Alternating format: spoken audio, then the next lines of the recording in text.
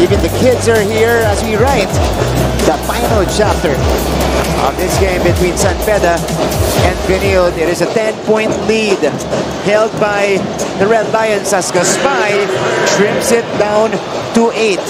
And they need more of that. Talking about Benilde, this is gonna be an uphill climb, Big Bo, sa ating fourth quarter para sa kanila. Oo, yung panimula nitong CSB, binigay nila kay Alin Liwag doon sa may taas.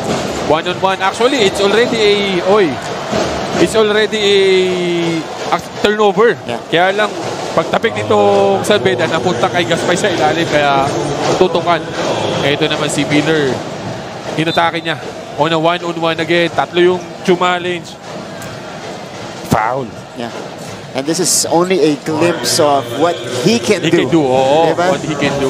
Hindi naman ito ipagmamayabang ng ating bossing na si Sir Lenz.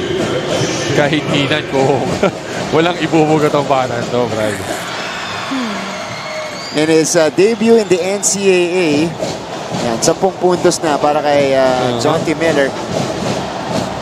And this is against, you know, multiple defenders of Benilde.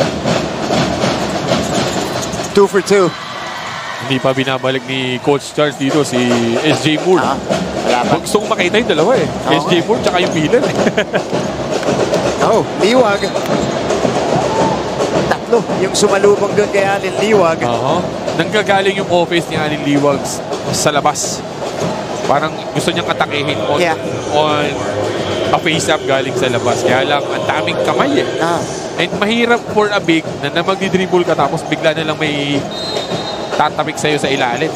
I mean, kaya yun ni Liwag. But a bulk of his offense galing pag naka-establish na siya sa ilalim. Oo. Ganda no box out ni Yukien kaya Alin Liwag doon. Gonzalez. Ito na naman si Yukien. Andrada. Donex! Third triple of the game for Yukien Andrada. And San Pedro now has their biggest lead of the game. Torres couldn't answer. Still nothing for Benilde. And tulad yan na sinasabi natin kanina, hindi yun yung offense ni Yukien eh, yung back down to the post eh. Yun sa magaling sa mga kick-out na yun. Konting kuwang, tapos ka na. Okay, pasin natin ngayon sa ating courtside reporter for a fourth quarter report with Christine San Agustin. As early as now, you should know that this game is a wake-up call for everyone. That is what Coach Andre Santos mentioned during the huddle as he reiterated how this possible first win can set the tone for their whole season. Coach Andre was also quick to commend the two-time San Pedro team captain Yukien Andrada for being more confident and being more vocal than ever. Something a team hungry for redemption badly needs. All for now, Martin and Bo. Things are looking good right now for the San Pedro Red Lions. Thank you so much, Christine. This is Coach Andre on your screens right now. Siya yung nagkwento sa akin na talagang yung teamwork, chemistry, camaraderie, yung pinagtuunan nila ng pansin noong off-season. Because the system of Coach Yuri will work if they have that kind of connection on and off the court. Kahit ano naman, kahit anong sistema i-apply mo sa isang team, kailangan mag-buy-in lahat eh. Kumbaga kung sino man yung star player nyo, hindi pwedeng aakto ka ng ganun. Ian Torres has been putting out the fire for Benilde. It's another 3 for Torres.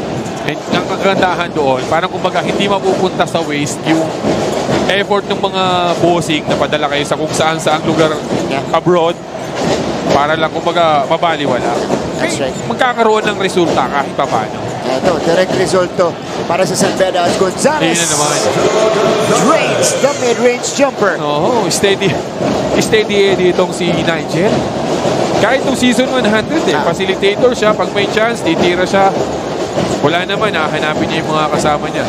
Pag kailangan, doon siya kumukuha ng tira. Yes.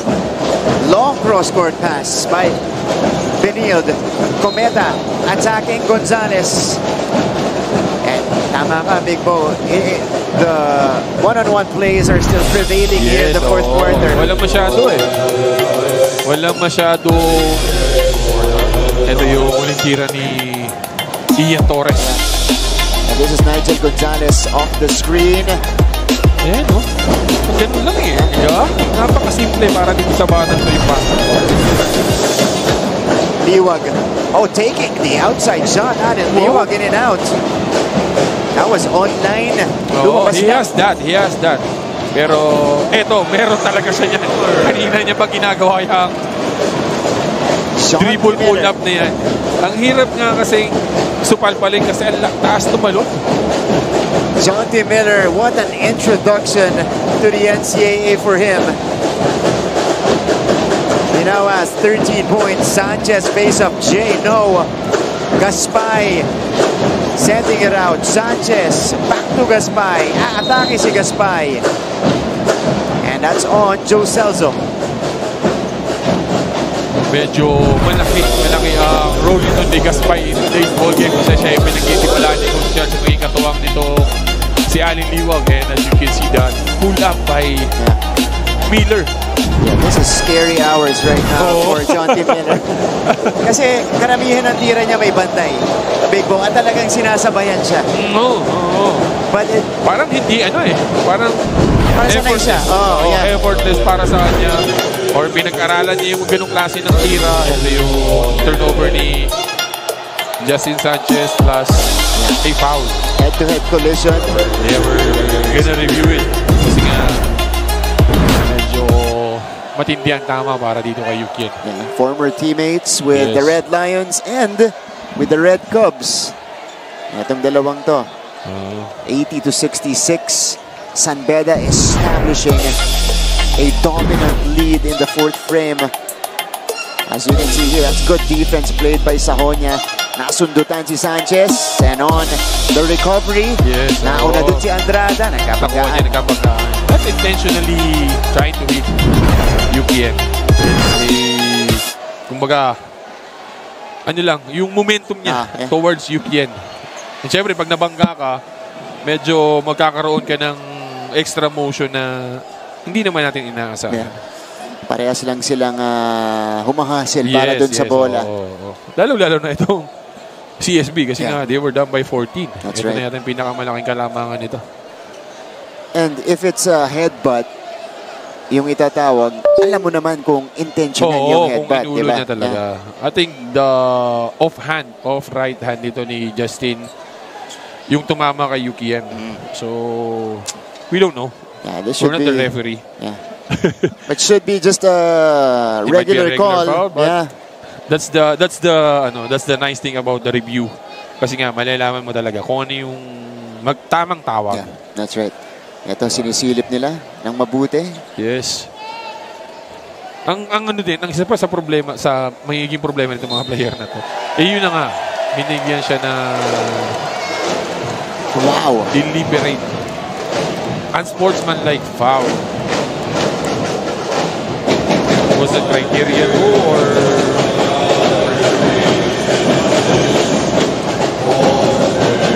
alright, so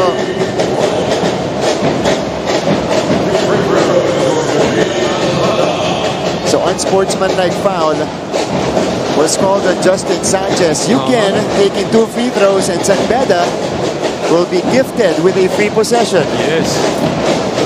And he can extend his lead up to 16. It's now 15 by he made this basket.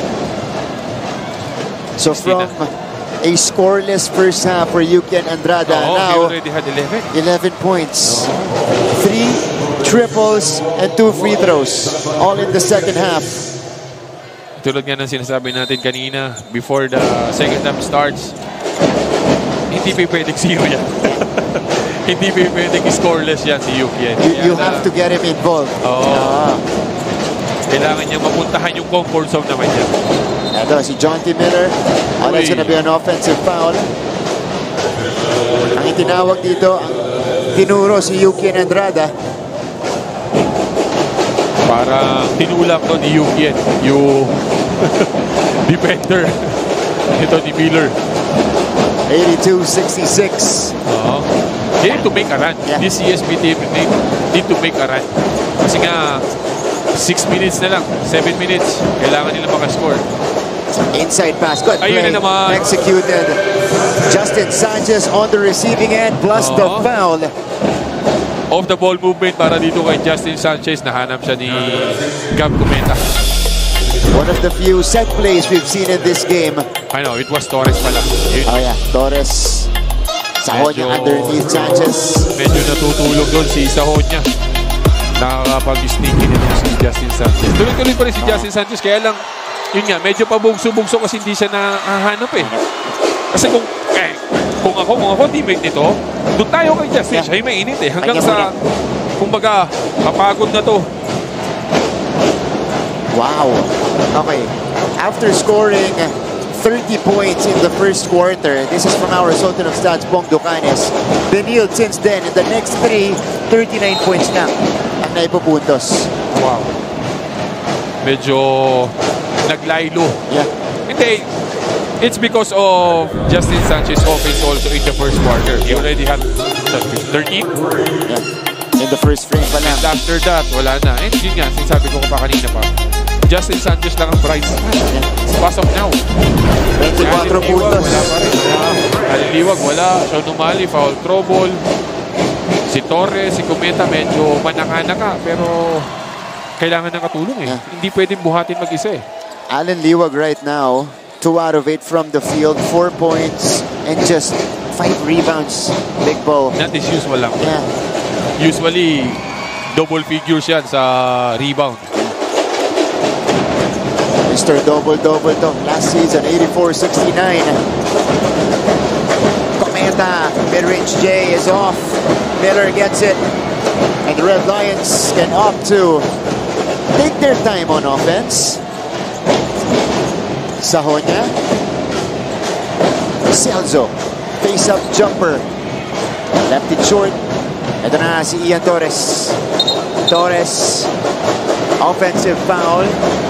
Jimmy Reyes was pushed to the floor. So a turnover for the Blazers will not help their cause. Jomel Ancheta, magbabalasan na ng tao si Coach Charles Chu. Oo, medyo na-stagnant yung offense ng CSB doon. Kanina pa sila naghahanap ng another bright spot aside from Justin Sanchez, pero wala pa eh. Wala nag-i-response eh. And now Samantalang dito sa eto, this guy Sahonya. One of the bright spot dito sa San Beda. And then Miller. Yeah. And then dumagdag na itong si Yuki. Kaya ganito na kalamangan ng San Beda. 17 already. 13 points for Brian Sahonya. Breakaway for Jomel Ancheta. It is a badly needed basket for Benilde. After going on a long dry spell. Ano naman eh. Why naman? Coming off a ball screen, atake. Nandun pa rin yung defender pero nagagawa ng paraan talaga eh. Ito itong galaw ni Jomel Ancheta. Yes. Siya rin ang na-create. On his own eh. Walang tinakbong kahit na anong offense. Yeah. Ancheta could not make the continuation. 86-71, a comfortable lead for the red and white. Dito mo naman mamimiss yung Tony Ino. Yeah. I was about to say. Oo. Ayun naman. Ooh, that's the first time na inabot itong si Ian Torres. Shielding the ball and taking it all the way. Oo, kailangan na nilang medyo nag-ramps na yata itong si Miller. Hold on. It was after his shot and the rejection by Oli. Very seldom na abutin mo yung tira nito ni Miller. In most likely 5 instances, nananaig siya sa mga tira niya. Pero on that one, talaga namang dinabot siya ni Oli. Ito, look at Matthew Oli sticking to Miller like glue. Nagpambol lang eh. Kung hindi nagpambol, iwan na naman. Diba? Ayun lang. Oh, dalawa na sila. Even Jimmy Reyes is being stretched right now. Reyes and Miller both experiencing cramps. Yun yung hindi ko maano sa mga batang ito, no? Sobrang intense siguro ng laro na kanina si Concepcion. Tapos ngayon, dalawa naman.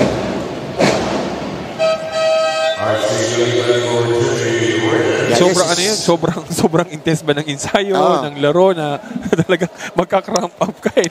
Di ba? So, kaya natin sinasabi, Big Bo, na you know, you may have done something in your off-season leagues.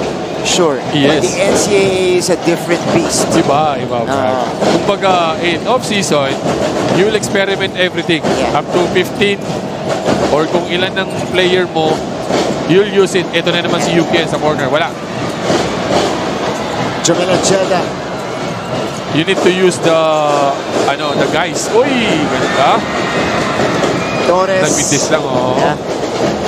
We'll take 2 shots. Jonty Miller is being, still yung dalawang rookie nitong ano. Hindi, kaya nga dito mo yung how condition they are. Sa pero ano na rin, you know, both Jonty and Jimmy are from California, so this is maybe them getting acquainted to the game. Pasasanay ka doon sa intensity ng laban ng NCAA. Kasi pag tinignan mo yung minuto nila, not really heavy minutes. Yeah, that's true. 22 for Miller, 18 for ano. Tapos, alam mo yun, nagka-cramp ka eh, di ba? So, ano yun, wala pa silang, hindi sila ganung kondisyon or yung intense ng laro is talaga namang bakbakan. Well, could be. Yeah, parehong factor yan. It's a 15-point lead. No, it's an 11-point lead 11 now. Nilang, Benilde. Kanina, 17. Yeah. 11 nilang. Ito na naman si Sahonia. Well, he's got the heft advantage on Ancheta. Ian Torres to Ancheta. I think that was intended for Sanchez. Pinagaw ni Ancheta. Gonzalez. Yeah, that's the right decision. Para dito kay Nigel. Lamang sila ng labing isa. We don't need to rush. Pull back. Last 4 minutes. Easy lang. Gonzalez. Celso. No. Ball is stopped. Back to Celso. Fresh 14 for San Beda. Gonzalez has Liwag on him. Nigel knocks it down. The steady guard by Coach Yuri. Nigel Gonzalez. Hindi niya pinadali kanina. Relax lang. They got the offensive rebound. They went into a ball scene with Celso on top. Masyadong mababa itong si Alin Liwag. Too much space para dito kay Nigel. 89-75.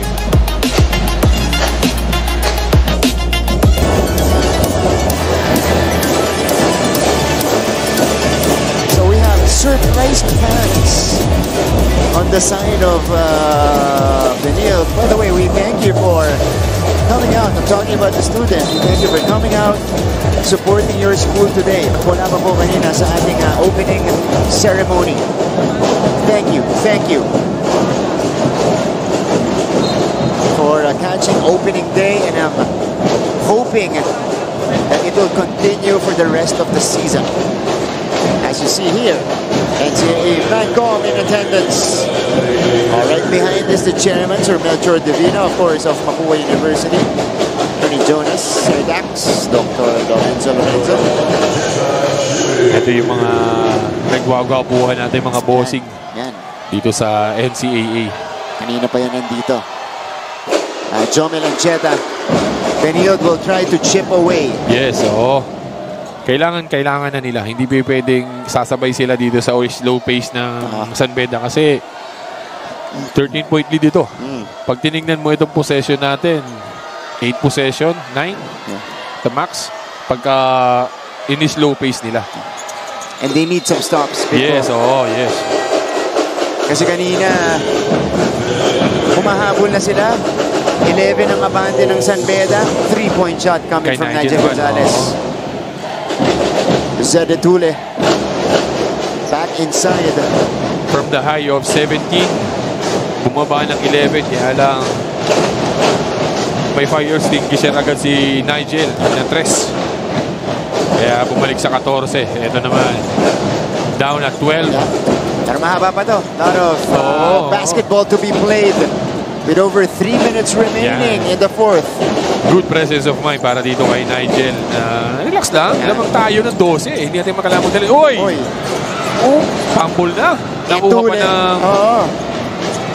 And again, he has such a nose for the ball, Big Bo, no? Sahonia interfering. And he takes it all the way. Sahonia now with 15 points to lead San Beda. Walang ka-effort yung pasang yun. Saktong-sakto sa kamay ni Sahonia. 91-77. Ancheta. Liwag picking it up. Alan Liwag. Yun naman. Three-pointer for Alan Liwag. He's first in the game. And his first basket in a while, Big Bo. First na pa yung basket niya. Yung unang puntos nila. Kami yung pa-face up dito kay Celso. Yun lang. After that, tahimik na itong si Alan Liwag all throughout the game. Andrada. Corner. Entule. No. They go deep. Into the trenches. The final 2 minutes. There's a foul. Both teams in the penalty already. So bonus free throw. Can play the free throw game. Yes. But they need to step up on defense. Hindi pwedeng ilalakan itong ni Nigel or whoever the guard is bringing the ball down para dito sa San Beda. Dahil nga wala silang hindi sila ang may kalamangan. So, i-review ng ating mga opisyalis yung tawag dito. They're trying to review. May nakita silang iba doon sa possession na yun with Alan Liwag. Meantime, this is enabling Miller and Reyes to buy some time. Kasi papasok na ulit sila galing sa cramps kanina. Para makapagpahinga. Makapagpahinga pa ng konti. Pero yung cramps naandyan na yan eh. Babalik at babalik yan. Isang maling talon, step or whatever. Okay. Wala naman. Yeah, it was just a tap from behind. Regular foul for Gonzalez. 2 shots. Okay, 2 shots for Alan Liwag. Yes. And now, the pressure rises at the free throw line. Liwag last season was just a 50% free throw shooter. Today, he is 0 out of 2. Yan pa yung unang niya sa first half natin. Yeah. So masusubukan siya dito. Again, they need points. And Liwag makes it in the clutch. Yes, sir. 10-point lead with 1 minute and 55. They need to step up on defense. Kailangan na nilang pumick up. Wala. He splits it. But one more. Yeah, he'll be rewarded with another.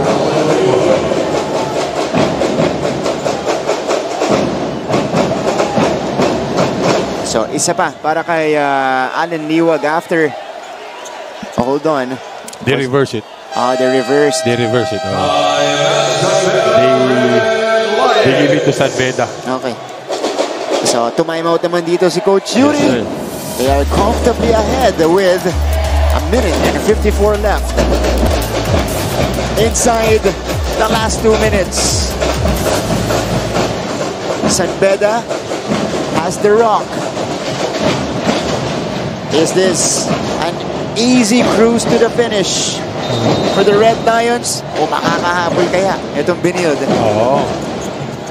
Para dito sa San Beda, they need to use the clock. Pero dito sa CSP, ito yung ginagawa nila na you need to pick up full court. Jimmy Reyes is being hounded here by Ancheta. Zede Tule. They need to pick it up.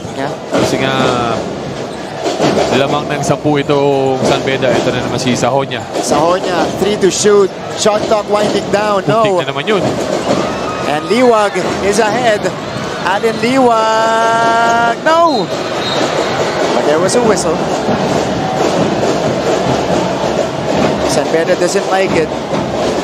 There's a foul. on... It's on Yukien. No. It's on Sahonya. Yeah. So, you saw the protest right away mula sa bench ng San Beda. Pag nakita mo kasi sa replay, parang wala naman eh. Kaya lang, syempre, kaya nga tayo may review. The referee is there to review that one. Kasi may nakita siyang, siguro may nakita siyang foul. Yeah. Diba? Napapailing si Coach Charles eh. Coach Charles Chu. San Beda bench felt like it was minimal nung pataas na itong si Allen Liwag. Not really a dominant night para dito kay Allen Liwag. Tapos yung katuwang niyang itong si Sean O'Malley naman, hounded by foul trouble naman. Ito. Okay. Yung offhand nung sahon niya, yung parang naibaba niya para hindi niya makakuha ng rebound itong si Allen Liwag. Yun yung judgment ng ating mga referees yun. So, you can argue with that. Pwede naman nilang i-reverse. I don't know if they can reverse it kasi nga it's a foul. Napituhan, di ba? Yeah. So, they can stick with it or I'm not sure if they can reverse the call. They can inadvertent call. They call that. Yun, yung panang kamay ni Sahonya. Medyo crucial doon sa possession na yun. So, ayun na nga.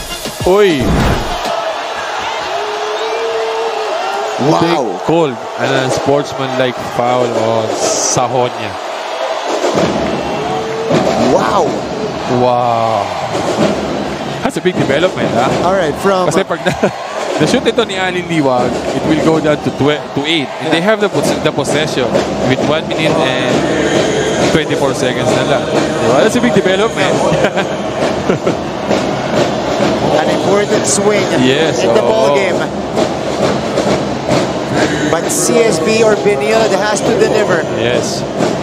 Kasi he's 1 of 1 kanina sa previous sa previous stint niya sa free throws. Just to make sense of the call, did he call it because of the landing spot? Kasi we don't see that. We don't see that dun sa replay eh. Pwede, di ba? Kasi Allen Liwag jump over. Kung nilagyan mo ng paa, maybe that's the call there, di ba? Kaya hindi natin nakita eh. Ang nakita ko is yung offhand ni Sahonya, medyo chin-up niya si Allen Liwag. Pero it's just gonna be a regular foul kung para sa akin, di ba? Pero yun nga, they see something different. Yun nga, pwede yung sinasabi mo na landing spot, di ba? Kasi na-upgrade eh. Yes, from a regular foul. Actually, from thinking there was no foul. Yes, to an sportsman foul. Yung crowd natin, lalo ng mga bedista, nag-react talaga because they saw it na parang walang foul. So, Liwag connects on both. Yes. Lead is down to 8. Here's the quick shot. Oli! No! Liwag offensive board. Liwag is crowded. Yun naman. 4-point sinasabi natin stretch kanina. for Benilde. From a high of 10, with 1 minute and 14 seconds, 6 na lang. Manageable. Yeah. But they need to pick it up. Kasi nga, it's just a 3-possession ball game. Pagka hindi nila pinick up ito, San Beda just gonna waste the time. And San Beda has been excellent in breaking the press. Naka-atake si Sahonya. And Brian is able to draw the foul. So against Justin Sanchez. He takes a trip to the free throw line where he is 1 out of 2 so far.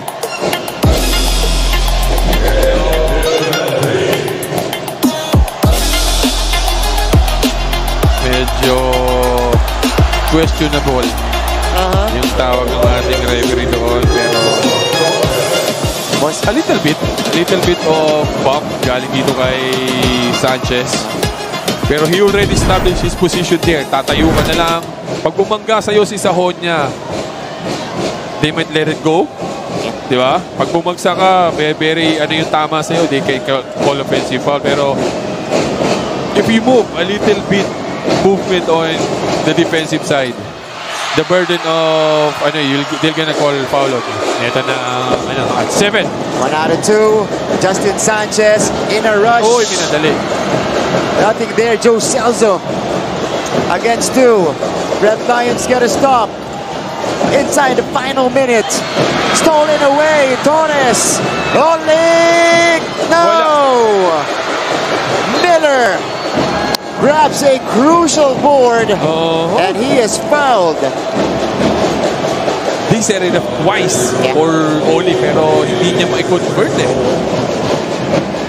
Hindi naman nila isi-set up yan kung hindi talaga shooter yan. Kaya lang yun nga, hindi sila successful on that one. Ito yung steal ni Torres. Nakita niya si Oli dito sa may right side. Big Bo, nakapanghinayang because both were open looks. Yes, twice eh. Yung una, na-rebound lang ni Alin Liwag eh. Pero itong pangalawa, wala na si Alin Liwag sa loob. Sinecure na ni Celso. They try to hound Celso dun sa rebound. Pero nahanap niya si Yukien dun sa medyo sa baseline. Kaya 33 seconds para dito sa ating ball game. 97-85 in favor of San Beda. 33 and a half. Yes. Jonty steps to the free throw line. Earlier he was 2 out of 2. From the high, from 17. This is a good debut for Jonty Miller. 13 points and 4 rebounds. A good first test for Jonty in the NCAA. Actually. Yun naman, steady for this guy. 93-85. Even if he's a rookie, yung tiwala ni Coach Yuri sa kanya to stay during the crucial stretch of the game. Even if he cramp up na, ha? Binalik pa. So here comes Benilde. Ancheta leads in. No. Yun lang. They just couldn't buy a basket. He was dishing for a foul. Meron na siyang clear na tira, pero he was trying to get a foul and one. Kaya lang, wala. Hindi tinawagan ng ating referee doon. Ito na naman. Ito yung tira niya. Yeah, he was hoping for a foul. He was dishing for a foul dito kay Reyes, pero malayo yung attempt niya. So Jonty is back. Yes, sir. First one rolls in. Here's an interesting stat from Mr. Bong Ducanes. Justin Sanchez in the ball game. 24 points, 10 out of 15 from the field, 67%. Rest of the team, just 35%. Check this, 19 out of 54. Yun na ngayon, inaano natin na... Yung supporting cast. Hindi, bright spots siya. Hayaan mo siyang kumbaga, manawan tumira. Bigay mo lang ibigay sa kanya yung bola hanggang sa siya na magsabi na, sab na. Kayo naman, di ba? Parang ganun. For some time, like mga 4 or 5 minutes of hindi siya nakakahawak ng bola, kaya medyo na-frustrate siya doon. Okay, as we go to the final seconds of this game, let's check out the games on Friday. Again, Perpetual kontra San Sebastian sa ating unang laban. It will start 12 noon. Dyan po sa Philoel Center. And then afterwards, Beltran Knights boasting a deep lineup this year against a retooled and a brand new JRU team. Yes, sir. Nakaka-interesting yung laban na yan. Coach Nani Bundulan. Former NCAA MVP. Yes, sir. For JRU. Laro. And speaking of bigs, you have bigs in Letran. Santos, Omega. Yeah. Comebacking Jun Roque. Yeah. Diba? So, they serve They serve their residency already. So, at finally, makikita na natin si Jonathan Manalili. Isa pa yun. Diba? Star ng high school team nila. Everybody's eyeing for that guy. Yeah. That guy, Jonathan Manalili. Nakasama ko siya talaga namang kakaiba yung bata. Iba. Iba. Ano talaga? Iba yung sa iba niya nakikita. Sa ibang perspective niya nakikita yung laro. Marami yata matay yung batang. Yung hindi nakikita ng normal na tao, nakikita niya eh. Ayan. So finally po, he will make his debut for Letran on Friday. Torres. Wala. Ayun. And that's been the story for Benilde in the second half. Yes. that's maybe the final shot para dito sa CSP and Ian Torres. It was a 3-point game at halftime. At the half, oh. Benilde mounted a run to tie the game at some point in the third quarter, 52-all. But after that, San Beda just erupted. It all San Beda after the first like 3-4 minutes of the third quarter. Tapos, again, tinitabi na ni ating kaibigan na si Pong kanina, 6-0 run, 8-0 run, and then 8-0 run, tuloy-tuloy na. Hindi na nagpapigil itong San Beda. So the Red Lions winning this high-scoring affair. Their rookie point guard, Jimmy Reyes, another solid debut sa mga rookie ng San Beda. 12 points, 5 rebounds, 2 assists. Rookie sa NCAA, but not in his career. Kasi he played in Division 2 sa US. So, hindi rookie sa, sa ganitong competition. Mas mabigat yung